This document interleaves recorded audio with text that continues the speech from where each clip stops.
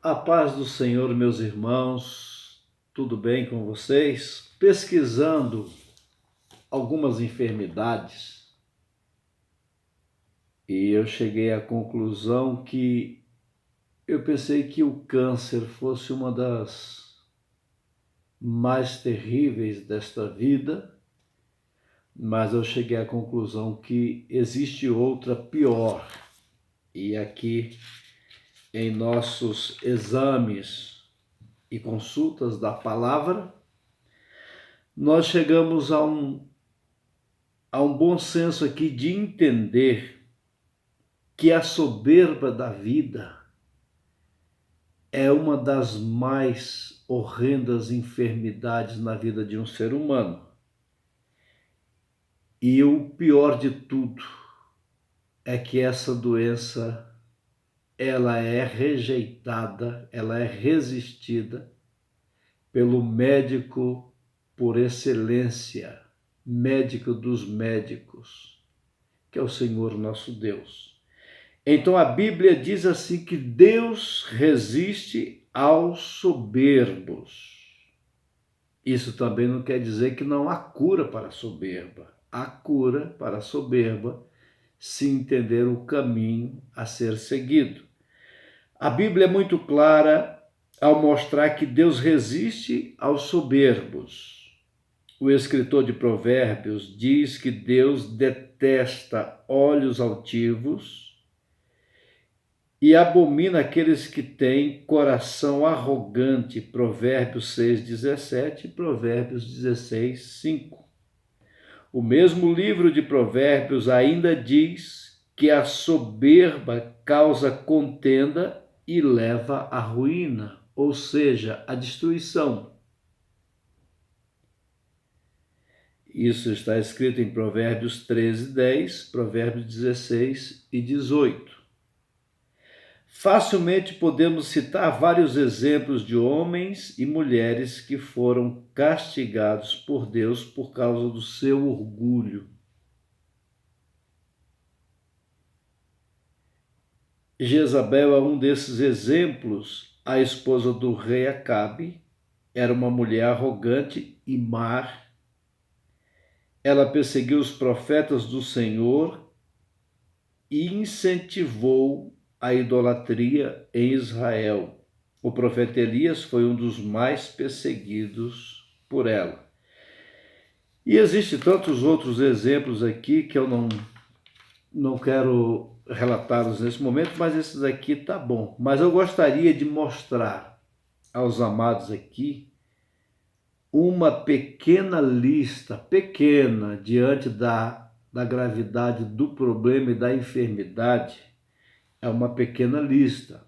E assim traz as características do orgulhoso. Então, se você tem algum problema nessa área, ou alguém que você conheça que está com esses sintomas ou com esta enfermidade, eu quero deixar aqui um relato destas coisas terríveis e que conclamo a todos a buscarem a humildade do Senhor Jesus para realmente debelar-se-ar em suas vidas alguns sintomas dessa enfermidade.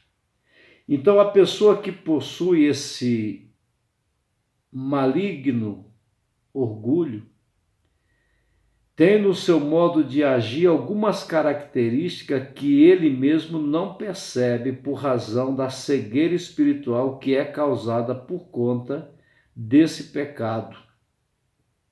No entanto, são visíveis aos olhos das pessoas que convivem com o orgulhoso. As atitudes são relatadas a seguir. Vamos observar alguma delas aqui.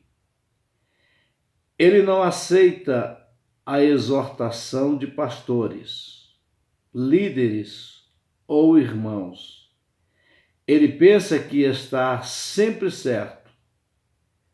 Ele não aceita conselho dos outros. Ele pensa que é melhor que os outros. Ele pensa que é digno de receber reconhecimento pelo que fez no reino de Deus. Ele pensa que as suas obras estão obtendo êxito pela sua capacidade de articular projetos. Ele não se submete às novas lideranças. Por ele ter mais experiências e conhecimento, não aceita a cobertura de um cristão novo na fé. Ele busca encontrar falhas nas pessoas para menosprezá-las. Ele não aceita a ajuda dos outros, gosta de fazer tudo sozinho. Ele é muito preocupado com o que as pessoas irão pensar dele. Ele não quer ter sucesso. Ele quer ter sucesso e deseja o fracasso dos outros. Ele mantém os outros à distância para não revelar o seu verdadeiro caráter. O orgulhoso é sempre muito fechado, não revela os seus sentimentos para ninguém. Irmãos, que coisa horrível nós podemos encontrar aqui nesse pequeno relato acerca do orgulhoso. Isso traz uma maldição tão grande para o mundo espiritual, para o reino de Deus, e eu estou falando aqui na condição de servo de Deus, pastor, condutor de ovelhas, e tenho me debruçado, sim, diante dos estudos, das pesquisas, buscando resposta para essa pandemia que alastra em todas as igrejas e em todos os ministérios, podemos dizer assim.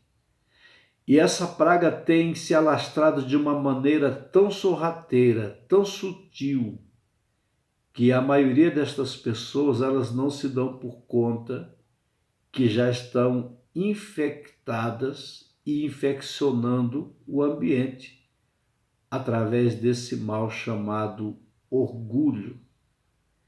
E assim, a obra de Deus, ela vai gemendo, ela vai sofrendo, ela vai amarelando, entrando num período até de retardar as bênçãos, porque o mal assola da mais alta cúpula do ministério ao humilde porteiro, que seja diácono ou presbítero lá fora da igreja. E esse mal vem entrando porta dentro na igreja, vem se alojando, se agrupando nas pessoas, e uma das características que mais eu tenho observado é que essas pessoas que têm esse mal, que são portadoras legível desse mal, essas pessoas, elas não têm comunhão com a palavra, com aqueles que oram, que buscam, que são favoráveis ao reino de Deus, mas elas têm comunhão com aqueles que trazem os mesmos sintomas e que tratam desses assuntos, e entre esses tantos outros que são, amados, assuntos desagradáveis e perniciosos dentro da própria obra de Deus, trazendo a enfermidade, o desânimo, a fraqueza, o esvaziamento espiritual, a perca do brilho facial, o brilho nos olhos, o brilho na face, aquele impulso, aquela alegria do espírito já não existe mais. As pessoas ficam carrancudas, fechadas, caladas, e quando nós nos aproximamos para saber o que se passa, está tudo bem, pastor, não se preocupe, comigo está tudo bem. Irmãos, existe um Deus que sonda os corações, existe um Deus que pesa os espíritos, um Deus que conhece o nosso assentar e o nosso levantar. E o momento é trágico, o momento é difícil, se não houver, amados irmãos, da nossa parte uma iniciativa para trazer e buscar a cura para esse mal dentro do reino de Deus, dentro da própria casa do Senhor.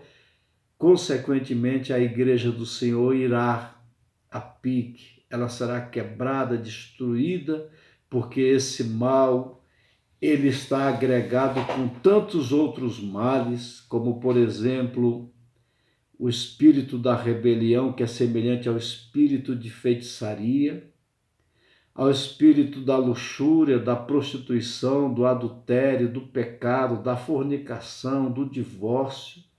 Esse orgulho, ele leva as pessoas para tantas áreas perniciosas desta vida que nós não temos explicação. Por mais que procuramos estudar a palavra e as evidências dos males e das maldições que vêm sobre o povo, por mais que a gente busque, ainda é pouco.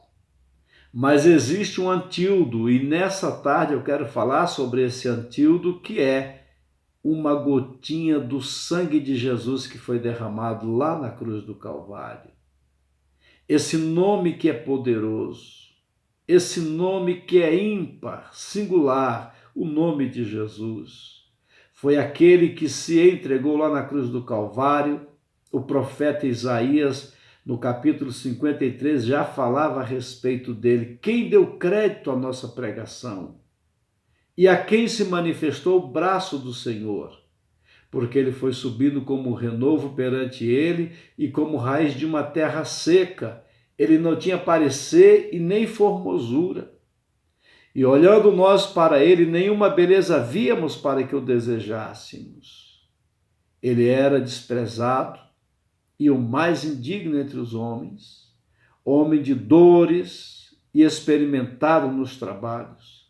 E como um de quem os homens escondia a face, ele foi oprimido e rejeitado.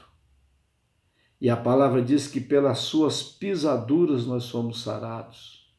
E o castigo que nos traz a paz estava sobre ele, exatamente porque pelas suas pisaduras nós somos sarados.